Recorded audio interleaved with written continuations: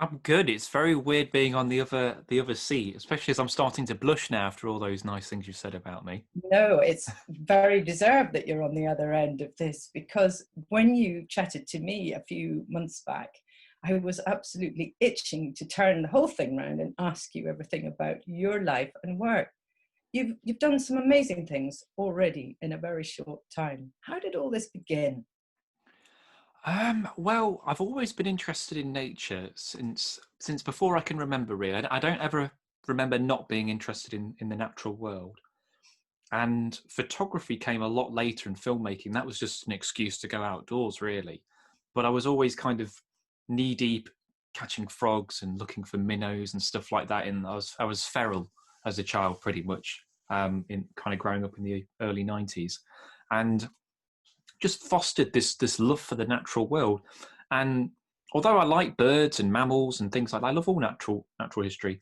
It was the kind of the unloved, the unwashed that caught my imagination, like like fish, like I'm kind of known for now, but also reptiles, amphibians, insects. And I couldn't really understand why people would kind of have these reactions like, ugh, when they'd see something. I thought, no, it's amazing. It's absolutely incredible. And I wanted to, as I say, an excuse to do it all. So looked into doing photography. I did a 2-year BTEC course in Nottinghamshire, and then I did a 3-year degree in marine and natural history down in Falmouth in Cornwall. So, beautiful place to live, Cornwall. Always wanted to live there.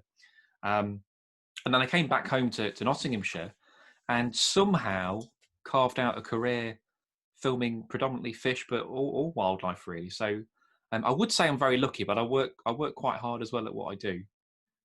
When you were little, did any particular moment sort of make you decide to take this path? Was it going out looking for tadpoles? Was it you used to bring bullheads home in jars and things like that, didn't you?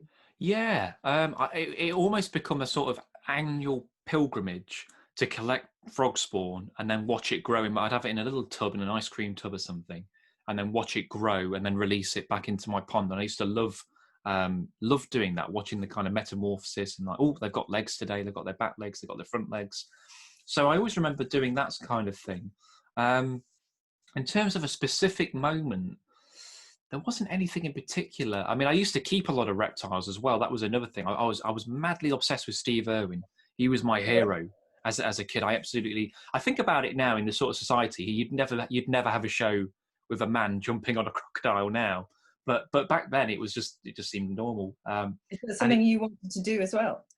um, as you can probably say, I'm quite spindly. I think if I jumped on a crocodile, it would not work. It wouldn't work out very well. But I like that hands-on way because as brilliant as say someone like David Attenborough or someone else like that, they're obviously more kind of passive. Like they're describing the animal, and that's lovely. But what I liked about Steve Irwin was that for a kid, it was exciting.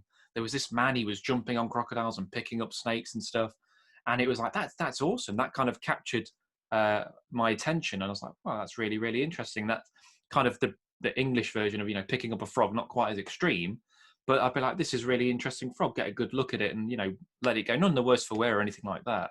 So yeah, it was amazing doing all that kind of stuff.